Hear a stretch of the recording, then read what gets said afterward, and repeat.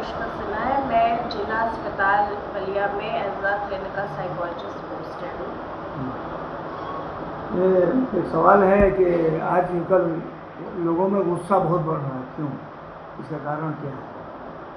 इसके देखिए कई सारे कारण हो सकते हैं। गुस्सा का कोई एक कारण नहीं होता है। इसका अगर हम देखे जाए साइकोलॉजिकल व्यू है, गुस्सा कई कारणों से आता है। हार्मोन अगर कोई बैलेंस हो जाए, बहुत ज़्यादा टेस्टोस्टेरोन बढ़ रहा है किसी का, तो वो भी एक गुस्से का कारण है।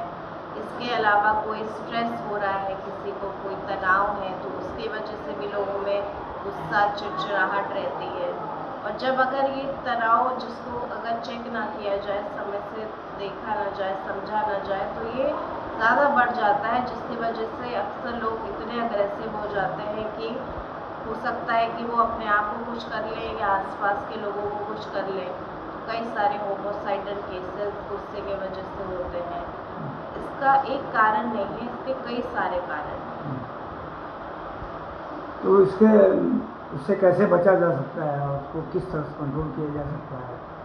आपने बताया कि अवेयरनेस की यहाँ लोगों में कमी है, जागरूकता की कमी है, तो उसको कैसे? देखिए, ये लाइफस्टाइल में चेंजेस लाने से हम बहुत ज़्यादा इस पे काबू ला सकते हैं।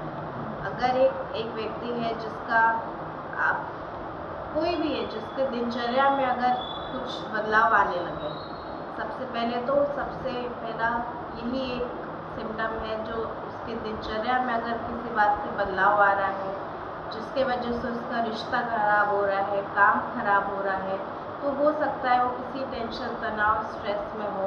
उसके वजह से चिड़चिड़ाहट होने लगेगी। चिड़चिड़ाहट होगी तो उन लोगों में बातचीत में गुस्सा आने लगेगा, बोलने में गुस्सा आने लगेगा।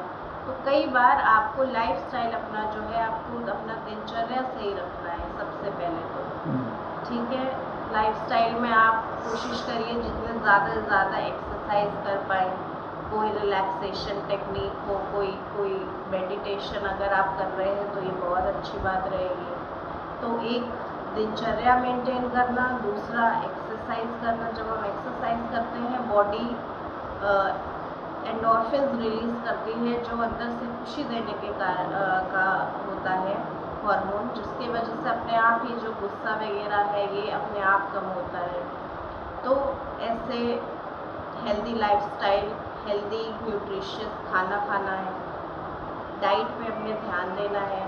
और अगर आपको कोई ऐसी बात हो रही है जिससे आपको उलझन हो रही है, घबराहट, बेचैनी हो रही है, मन में तनाव आ रहा है, तो वो आप अपने नियर या डियर वन जिससे आप कंफर्टेबल हो उनसे बात करके वो बात बाहर निकालिए, ताकि मन में बात ना रहे तो क्रोध बढ़े ना। क्रोध बाहर निकल जाएगा, उसका हल हो जाएगा, तो वो अपने आप ही और डेवलप नहीं होगा। और अगर लगता है कि बहुत ज़्यादा है, अनकंट्रोलेबल है, इतना अग्रेशन हो जा रहा है कि किसी को हाथापाई किसी से हो जा रही है, तो आप प्रोफेशनल हेल्प लीजिए।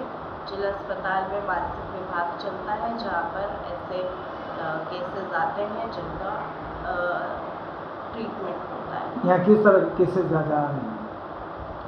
हमारे वहाँ कॉमन मेंटल डिसऑर्डर्स के केसेस आते हैं, डिप्रेशन के, घबराहट, बेचैनी, एंजाइटी के, कन्वर्जन डिसऑर्डर्स के, बहुत सारे नशे के केसेस भी आते हैं, जिनमें सब में एक चिड़चिड़ाहट और गुस्सा एक सिम्टम है जो हर केस में देखा जा रहा है। और उसका मूल कारण सिर्फ और सिर्फ स्ट्रेस है। कोशिश करिए कि आपकी लाइफ जो रहे वो स्ट्रेस फ्री रहे।